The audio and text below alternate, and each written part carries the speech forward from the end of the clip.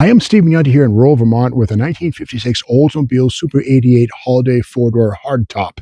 You can see its Holiday here is reference to the four-door the hardtop body. And the beauty of the hardtop body is the fact that, unlike a sedan, there's no door frames, no B-pillar to obstruct the view. When you put the windows on, it's almost like being a convertible. Not quite, but almost. That's the beauty of the Holiday hardtop. These are available in two-door and four-door and convertible. Let's take a look at the engine. This would have a 324 engine, V8. Of course, Oldsmobile introduced the world to the modern overhead valve pushrod engine in 1949. And here we have one here. And let's take a peek. And there it is. Now, this is a two-barrel. Four-barrel is certainly a possibility, but, very basic power steering, very rudimentary stuff right there.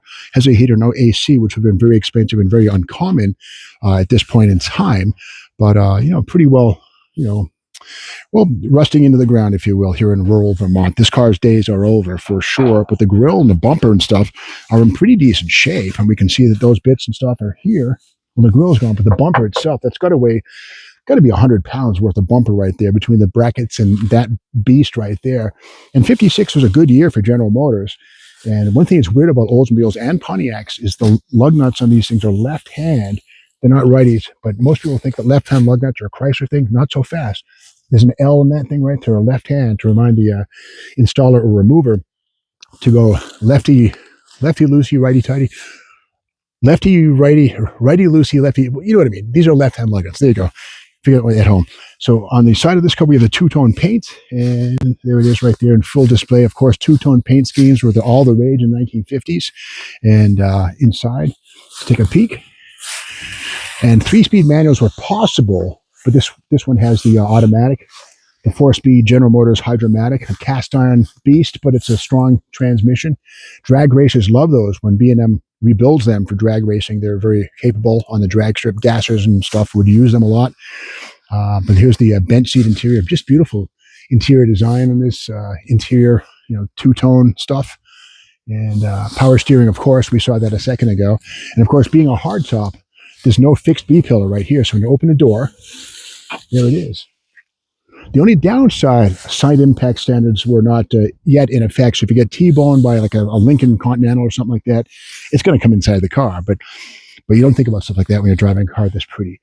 And here at the back of the car, we see the wraparound windshield backlight right there. And semi-skirted fenders right there. Fender skirts were an add-on. A lot of people like to add them, but sort of factory semi-skirted fender outline right there in full display. And here's some original hubcaps right here for the Oldsmobile 1956. White paint here, still there somehow. It didn't fade away, but these are stainless steel hubcaps right here. Pretty neat. And around the back of the car, again, massive bumpers. And these are not about import or impact absorbing. They're basically there to give style and grace to the car, but they are massive. Again, probably 100 pounds worth of dead weight right there, but it's style and it makes the car look fantastic. And here's the 88 with the rocket motif right there. Of course, rockets were a big deal in World War II. And of course, as mankind started to get into the jet age and the rocket age, Oldsmobile capitalized on that with things like the rocket motif in 88.